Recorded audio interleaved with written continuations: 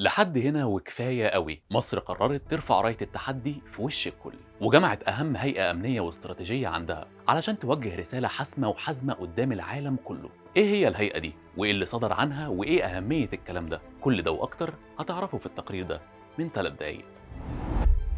في الوقت اللي بتستمر فيه الأزمة الكبيرة جدا واللي بتمر بيها المنطقة من يوم 7 أكتوبر اللي فات ولحد دلوقتي، قررت مصر إنها تقول كلمتها الحاسمة في مواجهة كل التحديات والضغوط دي واللي بدأت تتمارس عليها علشان تقبل بأمور بتمس أمنها الاستراتيجي وسيادتها على أرضها. ومن هنا كان رد مصر كبير جدا وما يقلش عن حجم التهديد الكبير اللي بتواجهه، وده تمثل في انعقاد مجلس الأمن القومي اللي بيعتبر أهم مجلس أمني وسياسي في مصر. مجلس الأمن القومي المصري هو واحد من المجالس اللي نص على تشكيلها الدستور المصري في المادة 205، وصدر قرار جمهوري بتأسيسه وفقا للقانون رقم 19 لسنة 2014 في عهد الرئيس المؤقت عدلي منصور. بيتكون المجلس ده من رئيس الجمهورية وعضوية كل من رئيس مجلس الوزراء ورئيس مجلس النواب ووزراء الدفاع والداخلية والخارجية والمالية وكمان الصحة والاتصالات ورئيس المخابرات العامة ورئيس لجنة الدفاع والأمن القومي بمجلس النواب. وفقا للدستور بيختص المجلس ده بإقرار استراتيجيات تحقق أمن البلاد ومواجهة حالات الكوارث والأزمات بكل أنواعها،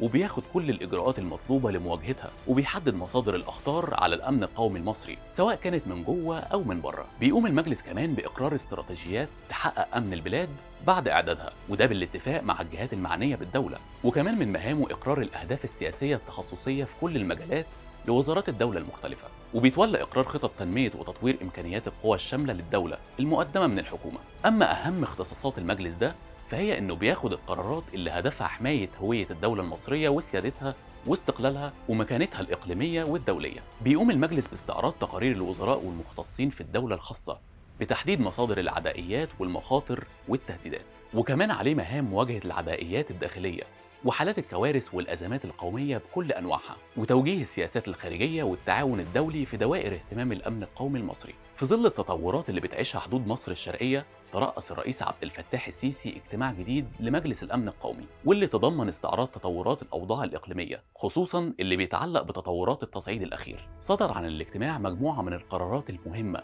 بتمثل توجه مصر وقرارها النهائي بخصوص الأزمة الحالية. أكد المجلس إن مصر مستمرة في الاتصالات مع الشركاء الدوليين والإقليميين علشان يخفض التصعيد ويوقف استهداف المدنيين. القاهرة أكدت كمان تكثيفها للاتصالات مع المنظمات الدولية الإغاثية والإقليمية، وده لتوصيل المساعدات المطلوبة. وقال المجلس إن مفيش حل للقضية دي إلا بتطبيق حل الدولتين مع رفض واستهجان سياسة التهجير أو محاولات تصفية القضية دي على حساب دول الجوار. أكد المجلس إن مصر مستعدة تقوم بأي جهد علشان تحقق التهدئة وتوصل لمرحلة استئناف عملية حقيقية للسلام. أما أهم ما أكده المجلس في توصياته فكان التأكيد على إن أمن مصر القومي خط أحمر ومفيش أي تهاون في حمايته. ووجه المجلس دعوة لاستضافة قمة إقليمية دولية في مصر هدفها بحث وتطورات ومستقبل القضية دي. فهل هتلجأ مصر لحماية أمنها القومي بالقوة؟